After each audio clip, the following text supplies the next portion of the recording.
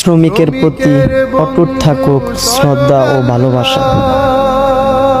একটি দেশ গড়ে তুলতে শ্রমিকের অবদান অবধারিত। দেশ ও প্রবাসী সকল কর্মজীবী ও শ্রমজীবী শ্রমিকদের জানাই 1 মে আন্তর্জাতিক শ্রমিক দিবসের শুভেচ্ছা। শুকনোর আগে গাম শ্রমিকের দিবে দাম, যা কোনো সাধারণ কথা নয়। শুকনোর আগে ঘাম শ্রমিকের দিবে দাম, যা কোনো সাধারণ কথা নয়। শ্রদ্ধা ও ভালোবাসা। একটি দেশ গড়ে তুলতে শ্রমিকের অবদান অবধারিত।